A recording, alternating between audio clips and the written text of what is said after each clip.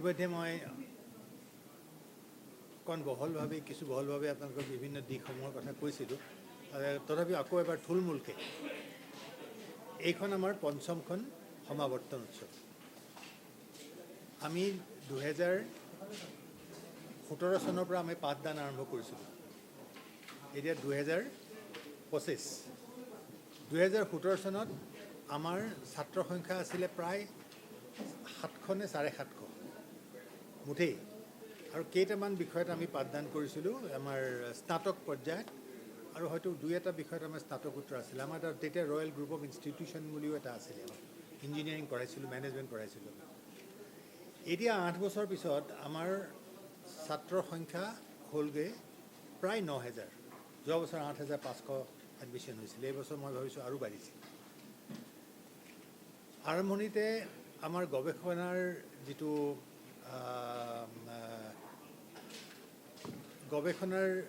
যিটো ধাৰা আছিলে আমি আৰম্ভ কৰিছিলোঁ, আৰু গৱেষণা সময় লাগে, গতিকে তাৰ ফল লাহে লাহে পাইছোঁ। প্ৰথম বছৰত 2জন, তাৰপিছত 4-5জনকৈ গৈ এই বছৰ আমি 32জনক PhD প্ৰদান কৰিবলৈ ওলাইছোঁ এইখন সমাৱৰ্তনত।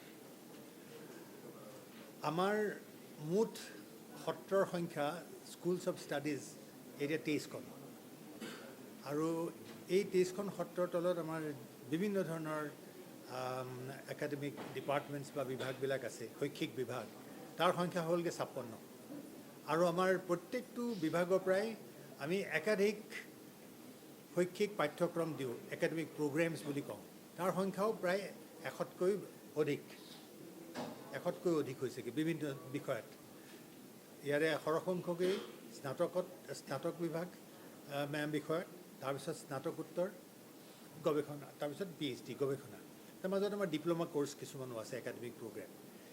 যোৱা বছৰটোত আমি কিছুমান অতি নতুন ধৰণৰ পাঠ্যক্ৰম আৰম্ভ কৰিছোঁ স্নাতক আৰু স্নাতকোত্তৰ পৰ্যায়ত। তাৰে 3টা হৈছে, এটা হ'ল ফৰেষ্ট্ৰি, এটা হ'ল এগ্ৰিকালচাৰ, এটা হ'ল ইলেক্ট্ৰনিক মিডিয়া ষ্টাডিজ। এনেকুৱা ধৰণৰ কোৰ্চবিলাক আমি আৰম্ভ কৰিছোঁ। এটা হ'ল ফৰেনচিক ছায়েন্স। তাৰ উপৰিও আমি আমাৰ যিটো centre for indigenous knowledge system বা ইণ্ডিয়ান নলেজ ছিষ্টেম, তাতো আমি স্নাতকোত্তৰ পাঠ্যক্ৰম আৰম্ভ কৰিছোঁ। ছাত্ৰ ছাত্ৰী এতিয়ালৈকে অহা নাই, কাৰণ এইটো এটা নতুন বিষয়। তেওঁলোকে গমেই পোৱা নাই বোধহয় এই বস্তুটো কি, বা পঢ়িলে কি লাভ হ'ব। এইবিলাক যেতিয়া অলপমান জনা বুজা হ'ব, তেতিয়া মানুহবিলাকে ছাত্ৰ ছাত্ৰীসকল আহিব। কিন্তু পাঠ্যক্ৰম আমাৰ সাজু হৈ আছে। তাৰপিছত মই ইতিমধ্যে ক'লোঁ যে আমি প্ৰথম অৱস্থাত আমি যুদ্ধ কৰিবলগীয়া হৈছিলে, কাৰণ গৱেষণা কৰিবলৈ হ'লে গৱেষণা এটা অতি খৰচী এটা প্ৰক্ৰিয়া। বিশেষকৈ বিজ্ঞানৰ গৱেষণা অতি খৰচী প্ৰক্ৰিয়া। উচ্চমানৰ যন্ত্ৰপাতি নাথাকিলে, আধুনিক যন্ত্ৰপাতি নাথাকিলে, এটা খুব ভাল আমাৰ ইণ্টাৰনেটৰ লগত সংযুক্ত আমাৰ এটা খুব শক্তিশালী যদি আমাৰ এটা পুথিভঁৰাল নাথাকে, তেতিয়াও কোনো ধৰণৰ বিজ্ঞানেই হওক, আমাৰ কলাই হওক, সমাজ বিজ্ঞানেই হওক, কোনো গৱেষণা হ'ব নোৱাৰে। গতিকে আমাৰ শিক্ষক শিক্ষয়িত্ৰীসকলে যথেষ্টখিনি অৰ্হতা লৈ আহিছে বুলি আমি অনুভৱ কৰিছোঁ, আৰু তেওঁলোকৰ অৰ্হতা যিটো একাডেমিক কেপেবিলিটি বা কম্পিটেঞ্চ আছে, সেইটো তেখেতসকলে প্ৰমাণ কৰিছে। কাৰণ তেখেতসকলে যিবোৰ ফাণ্ডিং এজেঞ্চি, যেনে department of biotechnology, government of India, Indian council of medical research বা ANRF আজিকালি যিটো এটা ডাঙৰ হেৰি ওলাইছে, সেইবিলাকত বিভিন্ন ধৰণৰ আজি কিছুদিনৰ পৰা আমাৰ বৈজ্ঞানিক প্ৰজেক্ট প্ৰপ'জেল বা গৱেষণাৰ কাৰণে যিটো প্ৰজেক্ট প্ৰপ'জেল বুলি কয়, সেইবোৰ আমি দিছিলোঁ। আৰু সেইবিলাক তেওঁলোকে বিচাৰ বিবেচনা কৰি তাৰ মেৰিটৰ ওপৰত আমি যথেষ্টখিনি অনুদান লাভ কৰিবলৈ সক্ষম হৈছোঁ। আৰু আমি আমাৰ বিশ্ববিদ্যালয়ত শিক্ষা, পাঠদান আৰু গৱেষণা দুয়োটাকে সমানে আমি গুৰুত্ব দিওঁ। আৰু সকলো শিক্ষক শিক্ষয়িত্ৰীকে আমি শিক্ষা প্ৰদান কৰাৰ লগে লগে আমি যাতে তেওঁলোকে গৱেষণাও আগবঢ়াই লৈ যাব খোজে, কেৱল তেওঁলোকেই নহয়, ছাত্ৰ ছাত্ৰীসকলৰ জৰিয়তে তাত আমি যথেষ্ট গুৰুত্ব দিছোঁ। এইটো হাম্বোল্টিয়ান কনচেপ্ট বুলি কয়। উইলহেম ভন হাম্বোল্টে 19 শতিকাত 1810-20 চনত জাৰ্মানীত বাৰ্লিন ইউনিভাৰ্চিটি আৰম্ভ কৰোঁতে তেতিয়া কৈছিলে যে বিশ্ববিদ্যালয়বিলাকত কেৱল পাঠদান কৰিলেই নহ'ব, আগতে থকা জ্ঞান দান কৰিলেই নহ'ব, জ্ঞান নিজে হেৰিও কৰিব লাগিব। Sir, employment avenue generation যিটো হয়। আপোনালোকৰ ইয়াত শিক্ষাদান কৰা হ'ব ইউনিভাৰ্চিটি আজি প্ৰাইভেট ইউনিভাৰ্চিটি বহুত হৈ গ'ল ইয়াত বহুত ডিগ্ৰী উৎকৰ্ষতা সকলোখিনিৰ ভাল কিন্তু আমাৰ যিটো প্ৰডাক্টিভ ফ'ৰ্চৰ লগত আমাৰ যিটো ইয়াত উৎপাদনশীলতা আছে সেই বস্তুটো মেনুফেকচাৰিং ইউনিট বা বিভিন্ন ধৰণৰ ঔদ্যোগিক ইউনিট এইবিলাক কিন্তু বহা নাই যদিও ইন'ভেটিভ আইডিয়া লৈ বহুত পৰীক্ষা নিৰীক্ষা চলি আছে ক্ৰিয়েটিভিটি লৈ গতিকে এই বস্তুটোৰ ইমপ্লিকেশ্যনটো আমাৰ ক'ত য'ত মানুহে সাহায্য লৈ আজি বাচি আছে ভাৰতবৰ্ষত যে চাউল ৰেচন 1250 টকা তেনেকুৱা এখন জেগাত আমাৰ যিটো উৎকৰ্ষতা বুলি কওঁ যে উৎকৰ্ষতাৰ প্ৰায়োগিক দিশটো আমি ছাত্ৰ ছাত্ৰীক মই যে ক'লোঁ আমাৰ এটা চেণ্টাৰ ইনষ্টিটিউশ্যনছ ইন'ভেশ্যন কাউন্সিল এটা খুলিছোঁ আমাৰ শিক্ষাদান জ্ঞান দান কৰাৰ লগে লগে কৌশল কলা যিটো স্কিল কয় সেইটো দিয়াৰ লগে লগে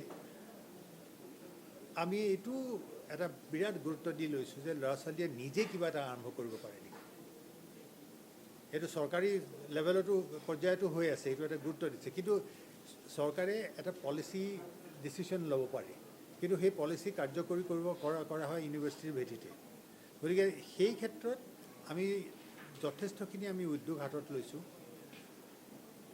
এইবিলাকক এই দিশটোত আগুৱাই নিবৰ কাৰণে ছাত্ৰ ছাত্ৰীয়ে যাতে নিজে উদ্যোগী হয় চাকৰিৰ ওপৰত বা আপুনি যিটো কৈছে এইবিলাক কি বুলি কয় মানে কি লাভ কৰে এইবোৰ সাহায্য চৰকাৰী একদম বেলেগ এটা ভাল শব্দ আছে আজিকালি সেইবিলাকলৈ মন মেলাৰ আগতে যাতে নিজেই উদ্যোগী হোৱাৰ কাৰণে যিটো কনফিডেঞ্চ লাগে নিজৰ এটা কনফিডেঞ্চ লাগিব প্ৰথমতে চবেই চাকৰিয়ে বিচাৰে এতিয়া মই ব্যৱসায় এটা কৰিবলৈ লৈছোঁ এইটো চলিবনে নচলে বিভিন্ন ধৰণৰ চিন্তা চৰ্চা সেইবিলাকক আমি আগুৱাই নিবৰ কাৰণে কেৱল জ্ঞান আৰু যিটো কৌশল স্কিল তাৰ উপৰিও এনেকুৱা কিছুমান মানুহ লাগে যিবোৰ মানুহে জীৱনৰ এই দিশত গোটেই জীৱনটো কটাই আহি পেলাই তেওঁলোক সফল হৈছে তেনেকুৱা মানুহৰ লগত আমি আমাৰ ছাত্ৰ ছাত্ৰীক সংযোগ ঘটাব লাগে আমি আমাৰ প্ৰায় কেইবাটাও বিভাগত আমি এনেকুৱা বহুত নাম জ্বলা ইতিমধ্যে তেওঁলোকৰ এইবিলাক মানে শৈক্ষিক দিশত নহয় তেওঁলোকে ইণ্ডাষ্ট্ৰীত আছিলে কৰ্পৰেট ছেক্টৰত আছিলে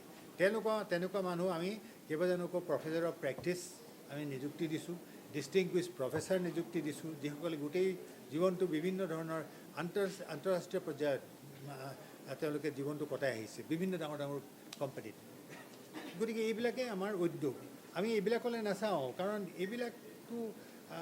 এইবিলাক কিছুমান বস্তু ঘটনা হৈ আছে এইবোৰ সামাজিক প্ৰদূষণৰ নিচিনা হৈ আছে তো সেই সামাজিক প্ৰদূষণৰ পৰা আঁতৰাই আমি ল'ৰা ছোৱালীক কেনেকৈ আগুৱাই নিব পাৰোঁ অৰ্হতাটো দিব পাৰোঁ তাৰ প্ৰচেষ্টা আমি চলাই আছোঁ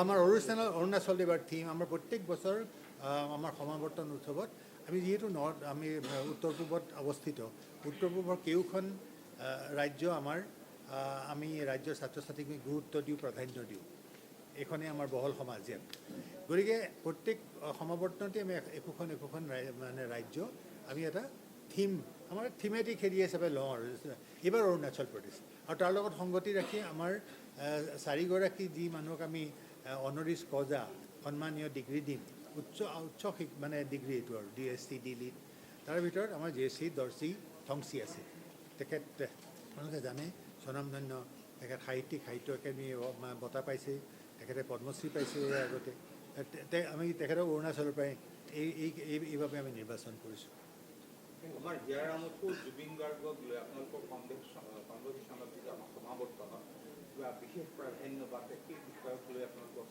কিবা কৰ্মসূচী মানে কনভোকেশ্যনটো দৰাচলতে আপুনি যদি চাই এটা সময় এটা টাইম ফ্ৰেম থাকে যে এই বছৰটো শৈক্ষিক বছৰটোত কি হৈছিলে কোনে কি পঢ়িলে কোনে কিমান ডিগ্ৰী পালে আমি কিমানখিনি গৱেষণা কৰি কি পালোঁ এইখিনিয়ে এটা সমাৱৰ্তনত সেইখিনিয়ে হয় আমাৰ এই সময়ছোৱাৰ ভিতৰত জুবিন গাৰ্গৰ যিটো সন্মুখলৈ আহি গ'ল তেওঁৰ মৃত্যুৰ পিছত বেছি ডাঙৰ হৈ গ'ল এতিয়া মানুহে তেতিয়াহে তেওঁক চিনি পাবলৈ লৈছে সেই বস্তুটো 19 তাৰিখে হ'ল আমাৰ এই সময়ৰ বাহিৰত কিন্তু ইতিমধ্যে আমি কেইবাটাও তেখেতে কোৱাৰ নিচিনাকৈ ডাঙৰ সিদ্ধান্ত লৈছোঁ শৈক্ষিক সিদ্ধান্ত লৈছোঁ প্ৰথম কথা হ'ল যে আমি জুবিন গাৰ্গৰ যিটো তেখেতৰ যিটো মেধা আছিলে বিশেষ দিশত সেইবিলাকক উদগনি দিবলৈ ইতিমধ্যে আমি জুবিন গাৰ্গৰ এটা স্কলাৰশ্বিপ ৰ'বাষ্ট স্কলাৰশ্বিপ এটা আমি এক্সট্ৰা কাৰিকুলাৰ এক্টিভিটিৰ কাৰণে আমাৰ মানে প্ৰতিষ্ঠা কৰা হৈ গৈছিল, ইনষ্টিটিউট কৰা হৈছিল, সেইটো এটা। দ্বিতীয় কথা, আমাৰ যিটো Bhupen Hazarika, doctor Bhupen Hazarika centre for creativity, তাত আমি গভীৰভাৱে তেখেতৰ সৃষ্টিশীল যিটো দিশ আছিলে বা তেখেতৰ যিটো মানৱীয় দিশ আছিলে, যিটো তেওঁ সাৰ্বজনীন মানৱীয়তা আছিলে, প্ৰকৃতিৰ প্ৰতি তেওঁ যিটো ভাৱধাৰা আছিলে, এই গোটেইবিলাক লৈ পেলাই সামগ্ৰিকভাৱে সেই তেখেতৰ ব্যক্তিত্বৰ ওপৰত, তেখেতৰ সৃষ্টিশীলতাৰ ওপৰত আমি বহুতখিনি কাম কৰিবলৈ আগুৱাই লৈছোঁ।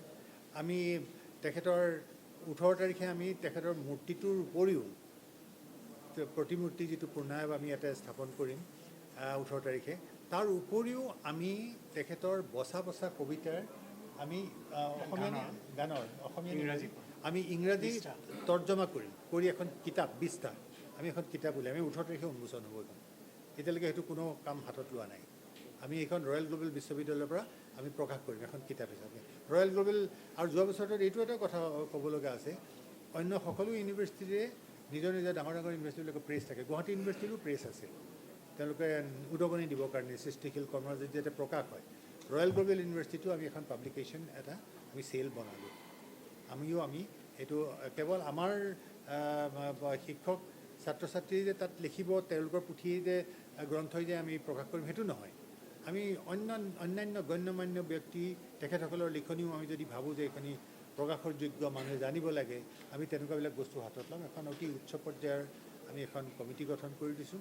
তেখেতসকলে যিবোৰ মেনুস্ক্ৰিপ্ট এইবোৰ, এইটো এটা প্ৰক্ৰিয়া আৰম্ভ হৈ আছে। এইটো এটা আমাৰ ডেভেলপমেণ্ট।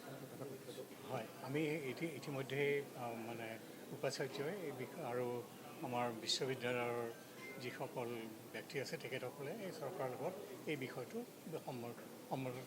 কথা পাতিছে আৰু যে তেখেতৰ জীৱনৰ প্ৰথমতে একেবাৰে তলৰ শ্ৰেণীত যাতে তেখেতৰ জীৱনীটো আৰু তেখেতৰ কি সাধনাৰ বিষয় আছিল সেইবিলাক যাতে জনায়, সেইটোৰ কাৰণে যদি মানে শিক্ষাত এইটো সোমোৱাই দিয়া হয়, সেইটোৰ কাৰণে যত্ন কৰা হৈছে। যেনেকৈ অক্সফৰ্ড ইউনিভাৰ্চিটিত বম্বেৰ ডাব্বাৱালাৰ ওপৰত কেছ ষ্টাডি পঢ়ায় মেনেজমেণ্টৰ, লালু প্ৰসাদ সিঙৰ ওপৰত কেছ ষ্টাডি কৰাইছিলে মই জানো। তো আমি জুবিন গাৰ্গৰ ওপৰত এটা ডাঙৰ কেছ ষ্টাডি কৰিব লাগে। সেইটো মই কালি আমাৰ মেনেজমেণ্ট ডিপাৰ্টমেণ্টত কৈ আহিছোঁ। We can have develop a course curriculum on him very rigorously. সেইটো অলৰেডি আমাৰ চিন্তা, আজি ৰাতিপুৱা মই তেখেতৰ লগত প্ৰথম আমি দুয়ো কথা পাতিছিলোঁ। সেইটো এটা আমি কৰোঁ। চৰকাৰক ক'বই নালাগে, চৰকাৰে কাম কৰক, আমি আমাৰ কাম কৰোঁ। চৰকাৰে যদি আগবাঢ়ি আহে আমাক সহায় কৰে, চৰকাৰে কি সহায় কৰিব? চৰকাৰে পইচা দিব, আমি আমাৰ আচল বস্তুটো আমাৰ পৰাই যাব, নহয় জানো? গতিকে আমাৰ চিন্তাটো আছে যে আমাৰ জেগাত সেইখিনি যেনেকৈ হয় পাঠ্যপুথিত সন্নিৱিষ্ট কৰাৰ এটা পাঠ্যপুথিত আমাৰ বিশ্ববিদ্যালয়ত এইটোতো সহজ কথা, আমাক কোনো ক'ব নালাগে। এইটো আমি এটা স্বতন্ত্ৰীয় অনুষ্ঠান, আমি সেইখিনি কৰিবলৈ লৈছোঁ, আমি সেইবোৰ উদগনি দিম। গতিকে এইটো এটা খুব ভাল হেৰি এটা আমি হাতত লৈছোঁ। আৰু এনেকুৱা আৰু বহুত মানুহ আছে আমি চিনিয়ে নাপাওঁ, আমি মৰাৰ পিছত চিনি পাওঁ। সেইটো এটা আমাৰ দুখৰ কথা, দুৰ্ভাগ্যৰ কথা। আমি ইউনিভাৰ্চিটিয়ে এই অচিনাকি মানুহ, আমাৰ যিবোৰ মেধা আছে সেইবিলাককো আকৰ্ষণ কৰি আনি তেওঁলোককো উপস্থাপন কৰি তেওঁলোকৰ পৰা আমি শিকিবলগীয়া বহুত কথা আছে। সেইখিনিৰ কাৰণে মঞ্চটো আমি দিব লাগিব। অন্ততঃ মই সেই বুলি ভাবোঁ, আমাৰ সেইটো এটা সামাজিক দায়িত্ব আৰু কৰ্তব্য আছে। গতিকে এইখিনি আমি কৰিবলৈ লৈছোঁ, চাওঁ কি হয়। Thank you sir, thank you. 18 তাৰিখে জুবিন গাৰ্গৰ জন্মদিন যিদিনাখন আটাইকে আমন্ত্ৰণ আমি আকৌ আমন্ত্ৰণ জনালোঁ আৰু সেইদিনাখন মানে আমাৰ বিশ্ববিদ্যালয়ৰ তৰফৰ